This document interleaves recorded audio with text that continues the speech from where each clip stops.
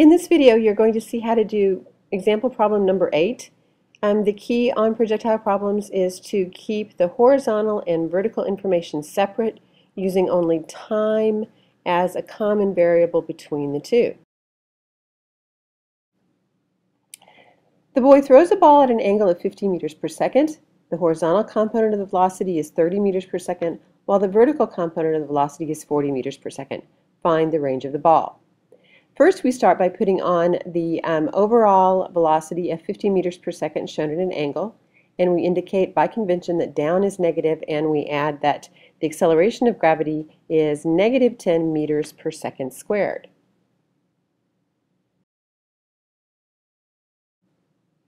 On the next section, we address the horizontal component of velocity, which is 30 meters per second.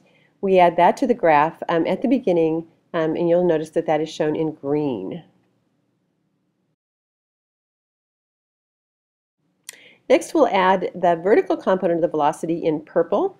So you see a VYI vector shown at the beginning of a positive 40 meters per second. Ladies and gentlemen, those are all of the numbers we were given in the problem. So now we have to put down the implicit information. That's the most important part. So we start by indicating that the velocity in the y direction at the peak is 0, so be sure and add that implicit information next. We have more implicit information we know about vertical velocity.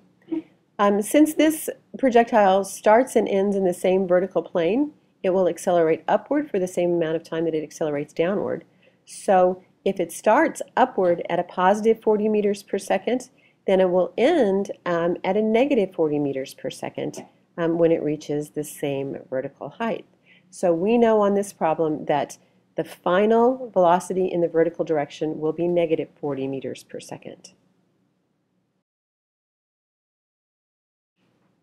Then the next thing we need to do regarding implicit information is to establish a frame of reference. We need to know where our starting line is, and by convention it usually makes sense to make the starting point of the problem is the 0 position or starting line. So notice that I've indicated that yi is 0 on this problem, and yf is also 0 on the problem, since the ball starts and stops at the same horizontal position.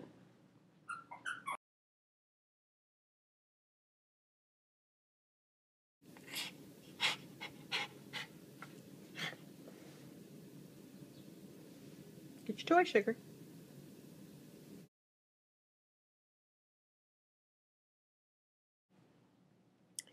Now that we've identified all of the implicit and explicit given information, we're going to recognize what the unknown is. What are we looking for? Why are we doing this problem?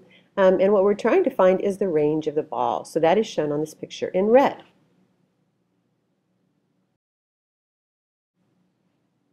Now we're ready to take all of the information off of the picture and place it in the given columns. So we're going to gather all of the information that we know is that pertains to the vertical change in position and list that on the vertical column as you see here. Stop the video if you need to copy those down. Alright, ladies and gentlemen, we're almost done with recording everything that we know is true. Please add the horizontal velocity to the horizontal column, v sub x equals 30 meters per second, and then indicate what we're looking for, the range, as x equals blank. Be careful to include all variable names on all givens and unknowns. Some of you may be wondering why we didn't use the 50 meter per second value that was given in the problem. The way I structured this problem was to give you the horizontal and vertical components that were equal to a 50 meter per second velocity at an angle. So I did that work for you. I went ahead and split up 50 meters per second at an angle into its two equal horizontal and vertical components. You could use trigonometric functions to do that yourself, but most of you aren't quite ready for that, so that's why I provided you with those horizontal and vertical components.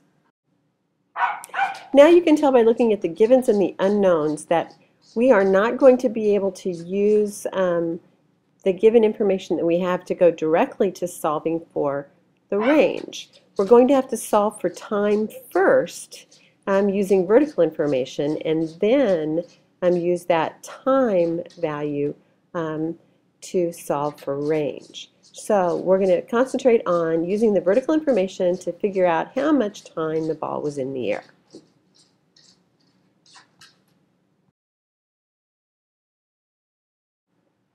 The formula that makes sense to use is the simplest one because we know starting and ending velocity and we know acceleration of gravity. So we can use the formula you see listed under the substitute, solve, and state the answer section and just solve that for the time.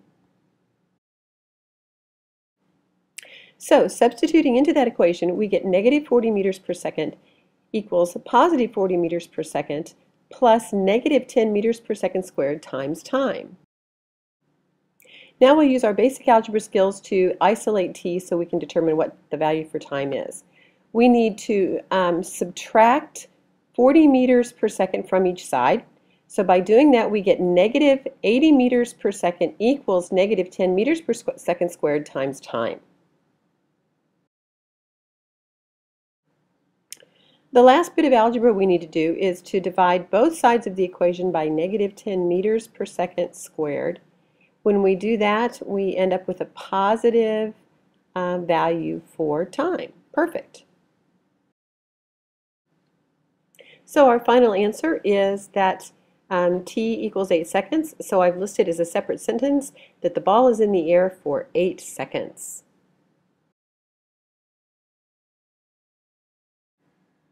Now that we've figured out how long the ball is in the air, we're going to include that now as given information. But I'm going to show it a little bit differently because it's something I've solved for.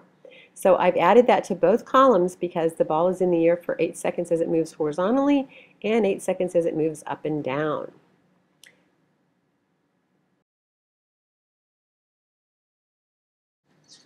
Now that I know how long it was in the air, I can use that simple horizontal equation, x equals vx times t, and solve for the range.